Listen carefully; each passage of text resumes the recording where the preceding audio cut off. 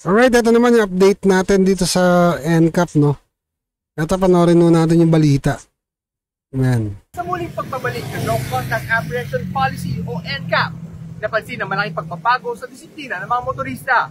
Kaya naman ang bike lane na dati kinakaya na ibang sasakyan, mas nagagamit na ng mga siklista. Dati ganito ang eksena sa mga bike lane, puno ng motorsiklo, kotse, at minsan pa nga'y delivery truck. Halos wala nang makitang bisikleta, pero nagbago ang ihip ng hangin matapos ang muling pagpapatupad ng NCAP ng MMDA. Kinuwento ng ilang bike commuters sa social media ang mas maluwag at mas ligtas ng bike lanes sa mga pangunahing kalsada. Kung dati ay nakakaramdam ng pressure sa kakapadyak dahil sa mga motor sa likod nila, ngayon, mas chill na daw ang bike lane dahil tunay na eksklusibo na raw ito sa mga bisikleta. Si Manong, mas effective pa pala solo niya yung kalye, biruin mo, oh. Diba? Solo niya yung kalsada. Pero tignan mo yung sa gawidon, yung sa mga nakamotor, ilan ang dumadaan. Kaya ito nga ano natin eh, ilan kada minuto segundo ang dumadaan sa bike lane. Para saan pa nagbabayad kami ng ano, di ba? Para sa kalsada. Diba? Kasama uwi sa binabayaran namin eh. Sa rehistro, sa ano, di ba? Lisensya. Di ba? Ayun oh. Balik natin, ayan, play. Tunay na eksklusibo na raw ito sa mga bisikleta. Mas effective pa pala yung fear of apprehension ng mga motorista kesa sa barriers. Ayon sa MMDA, kabilang sa top violation ngayon ang disregarding traffic signs. Kabilang dito ang maling paggamit ng bike lanes. At hindi biro ang multa. 1,000 pesos agad kapag nahuli. One of the top violations na natala po natin is yung mga disregarding traffic sign. And sumunod po dyan yung mga illegal parking at obstruction. Pero hindi lahat ay sang-ayon. Ilang motorcycle taxi riders ang umaangal. Saan raw payagan silang gamitin ang bike lanes, lalo na sa malalaking kalsada. Di ba magamit yan? Para sa kanila, mas maraming biyahe ang matatapos kung mas mabilis silang makakagalaw. Kaya naman apektado rin dito ang kanilang kita.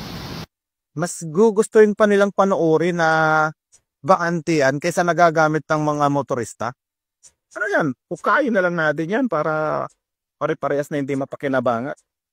Ngunit ayon sa mga cycling advocates, hindi dapat basihan ang dami na gumagamit para iligal na gawing daanan ng bike lanes dahil ang layunin nito ay kaligtasan. Dapat ba tanggalin natin yung fire exit kasi hindi naman nasusunog yung bahay natin? Road safety feature ang bike lane. Kailangan niya na nandyan para mas maging ligtas at mas maging inclusive yung mga kalsada natin. Ang usaping bike lanes ay hindi lang tungkol sa espasyo sa kalsada, kundi sa pagkilala sa bawat uri ng commuter, mula sa nakasasakyan, nagbibisikleta, at maging ang mga pedestrian. Mobile Journal Ibantari Kipohati, ang mukha ng balita. Ito nga mahirap din eh.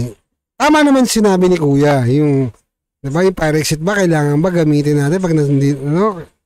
Di ba, yun yung sabi niya, yung pananaw niya. Magkaiba naman ho kasi yung bahay ho maluwag.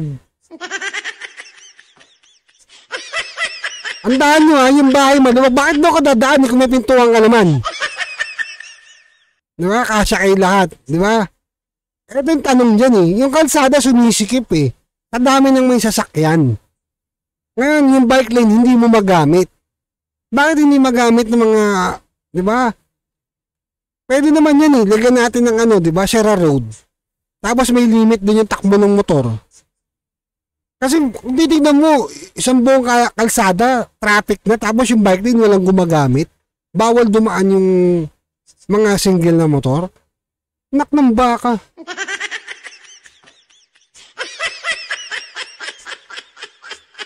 Tama yung ano mo, sentimento mo. Pero kung titignan mo yung malawak na ano, na sitwasyon, wala din. Di ba?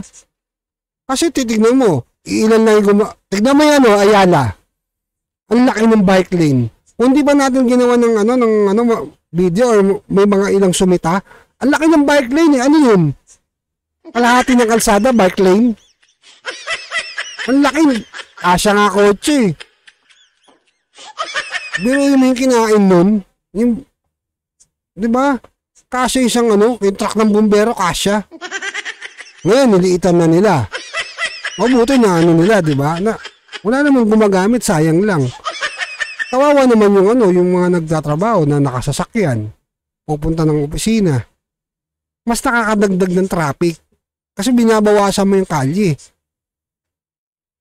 Hindi naman sa pag-ano may ilan yung mga nakamotor, kaya ho yan nagmumotor, kaya ho yan, di ba, nasa kalsada, nagmumotor, hindi ho para mamasyal. Hindi, totoo lang, di ba? Doon tayo sa totoo. May ilang mga nakamotor kasi naghahanap buhay. May kailangan puntahan, may kailangan di ba? Iba sa kanila tamang pasyal eh. Tapos buta, ang hinihibutan motor. Di ba? Kung gusto niyo magpakapagod, bumili kayo ng dipedal, yung dipedal na yung, di ba, yung dipedal na yung parang mechanism na yung nasa bahay ka lang para ka nag-exercise, yun na lang. Diba? Hindi ba kayo nakadagdag sa kalsada? Kasi ang dami ko rin nakikitang ganyan. Hindi lang naman rider ang kamote. Marami rin yung nakabike. Tumatawid nga iba dyan kahit na signal naka-red yung signal Diba? Iba dyan, tamang pasyal. Ang dami niyan, lalo na yung mga kabataan. Wala naman yung masama ron. Pero minsan rush hour, makikipagsabayan kayo. Ang ina. Power trip, tawag doon. Hindi ko ako galit kasi nagbabike din ako. Gusto niya mag-ano pa tayo, di ba? Magsampulan pa tayo ng trick sa Yung nga lang BMX ginagamit ko. Diba? Kaya ko pa rin mag-tricks pagdating sa bike. Kasi yun yung bagay na yun. Iba talaga power trip. Ewan ko.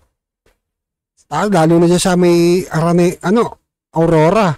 Kakapiraso na lang yung kalsada dyan. Sipin mo, pag dumaan yung malaking truck, yung 10-wheeler, dumaan, di sakop na yung isang kalye. Ang natitira kapiraso sa bike lane. O ngayon, ang bagal ng truck, lahat kami nasa likod. Pati mga 4 wheels. Ano mangyayari? Kasi yung sistema, mga kababayan, di ba, ng NCAP na yan, o yung na yan, wala naman tayong problema dyan, pero, alam nyo, yung problema nasa gobyerno. Kagaya na sinasabi natin, yung nagpapatupad ng batas. Yung nagpapatupad ng batas, di ba, ilan yung nakita natin, di ba, walang plaka. Tapos sumasalubong din sa maling direksyon. Ha? Ewan ko mga kababayan pero lagi yung motor. Motor na lang yung pinag-iinitan. Pero pagdating mo ng eleksyon, rider daw, mahal daw nila rider. Yung mga politiko na yan. Tapos sa eleksyon, don't love you anymore. Diba? Aray ko! Ito, panoorin natin. Yung batas nga mga kababayan nakaayon lang sa motor. Bakit? Motor lang po ba gumagawa ng krimen? Wala po ba gumagawa ng krimen sa apat na sasakyan? Panoorin natin to. Ayan Attorney, criminal case po kapag nakakalap yung plaka. Particularly Sa motor. Sa motor po. Paano pag 4 wheels? Actually, wala po tayong batas about dyan. But for the motorcycle po, meron po. Aray ko! Motorcycle Fraud Prevention Act, which is particularly what? Section 12. Section 12. Thank you po. Yun yung masakit dito, di ba? Inaprobahan yung Motorcycle Prevention Act, no? Anti-Motorcycle Prevention Act na batas na doble plaka tapos lahat, inayon na dun lahat sa motor. Hindi na sa 4 wheels. Ako, hindi ako nagpapadala sa mga ibang senador dyan na kunwari maka-rider, ibang congressman, maka-rider. Meron nga dyan, di ba, tatlong taon. Bakit hindi na napigilan yung mga ganyang senaryo? Di ba?